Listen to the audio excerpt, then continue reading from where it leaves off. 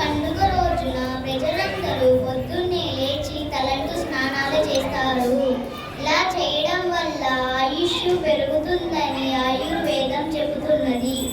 ఈ పండుగ రోజున ఉగాది పచ్చడి తినడం ప్రత్యేకత.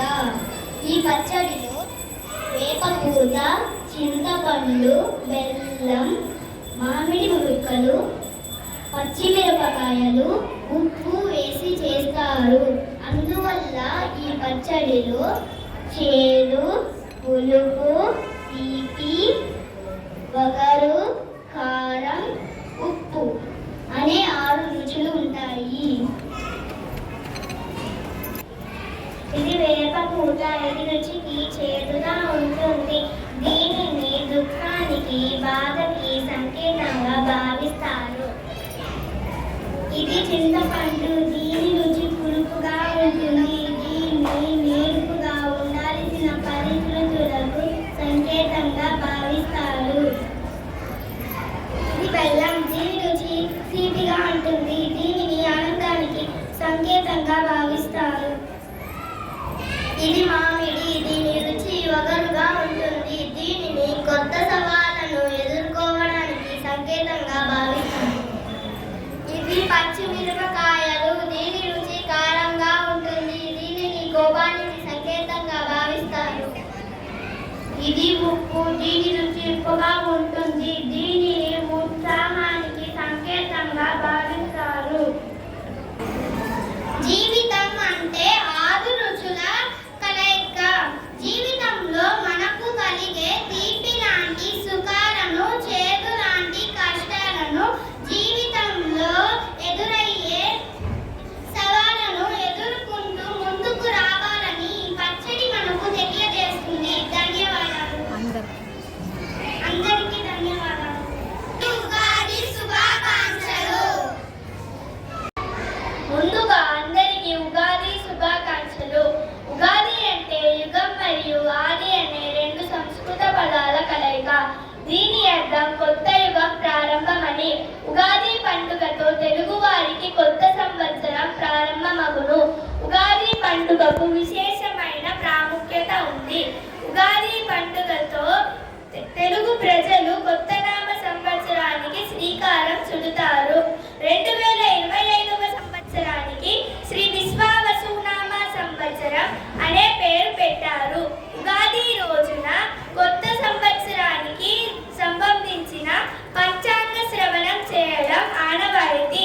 ఈ సందర్భంగా శ్రీ విశ్వావసునామ సంవత్సరం 12 రాసుల వారి ఆదాయం, వ్యయం, రాజపూజ్యం వంటి అంశాలను పరిశీలిద్దాం. మొదటిగా మేషరాశి. ఆదాయం 2, వ్యయం 14, రాజపూజ్యం 5, అవమానం 7. ఈ ఏడాది మేషరాశి వారికి ఆదాయం తక్కువగా ఉంటుంది. ఉన్నత స్థాయి వ్యక్తుల నుండి గౌరవం లభిస్తుంది. తదుపరి వృషభ రాశి. ఆదాయం 11, వ్యయం 5, రాజపూజ్యం 1, అవమానం 3. ఈ ఏడాది వృషభ రాశి వారికి ఆదాయం బాగానే ఉంటుంది. ఈ ఏడాది మంచి పురోగతి సాధించగలరు. తదుపరి మిథున రాశి. ఆదాయం 14, వ్యయం 2, రాజపూజ్యం 4, అవమానం 3. మిథున రాశి వారికి ఈ సంవత్సరం అద్భుతంగా ఉంటుంది. పనులలో విజయం సాధిస్తారు. తదుపరి కర్కాటక రాశి. ఆదాయం 8, వ్యయం 2, రాజపూజ్యం 7, అవమానం 3. కర్కాటక రాశి వారికి ఈ సంవత్సరం మంచి ఆదాయం వచ్చే సూచనలు ఉన్నాయి. అవమానాలకు తలొగ్గక ముందుకు సాగితే సరస్వతి తాలు దక్కుతారు. తదుపరి సింహరాశి. ఆదాయం 11, వ్యయం 2, రాజపూజ్యం 3, అవమానం 6. సింహరాశి వారికి ఈ సంవత్సరం ఆదాయం, ఖర్చులు సమంగా ఉంటాయి. తదుపరి కన్యా రాశి. ఆదాయం 11, వ్యయం 2, రాజపూజ్యం 3, అవమానం 6. కన్యా రాశి వారికి ఈ ఏడాది ఆర్థికంగా అనుకూలంగా ఉంటుంది. ఉద్యోగ వ్యాపార రంగంలో అభివృద్ధి సాధిస్తారు. తదుపరి తులారాశి. ఆదాయం 11, వ్యయం 6, రాజపూజ్యం 2, అవమానం 2. తులారాశి వారికి ఏడాది ఆదాయం సమృద్ధిగా లభిస్తుంది. కొన్ని మంచి అవకాశాలు లభించవచ్చు. తదుపరి వృశ్చిక రాశి. ఆదాయం 11, వ్యయం 2, రాజపూజ్యం 5, అవమానం 2. వృశ్చిక రాశి వారికి ఏడాది ఆదాయం తక్కువగా ఉండే అవకాశం ఉంది. ఆర్థిక విషయాల్లో జాగ్రత్తగా వ్యవహరించాలి. తదుపరి ధనుసు రాశి. ఆదాయం 5, వ్యయం 5, రాజపూజ్యం 1, అవమానం 5. ధనుసు రాశి వారికి ఆదాయం ఖర్చులు సమతుల్యంగా ఉంటాయి. కొంత రాజపూజ్యం లభించిన కొన్ని అవమానాలు ఎదురయ్యే అవకాశాలు ఉన్నాయి. తదుపరి మకర రాశి. ఆదాయం 8, వ్యయం 14, రాజపూజ్యం 4, అవమానం 5. మకర రాశి వారికి ఖర్చులు అధికంగా ఉండే సూచనలు ఉన్నాయి. కొంత జాగ్రత్తలు తీసుకోవాలి. తదుపరి కుంభరాశి. ఆదాయం 8, వ్యయం 14, రాజపూజ్యం 7, అవమానం 5.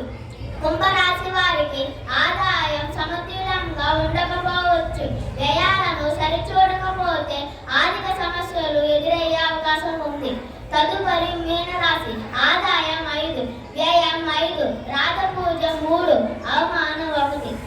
మీనరాశి వారికి ఆదాయం ఖర్చులు సమానంగా ఉంటాయి.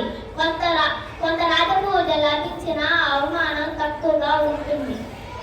పంచాంగం ప్రకారం 12 రాశుల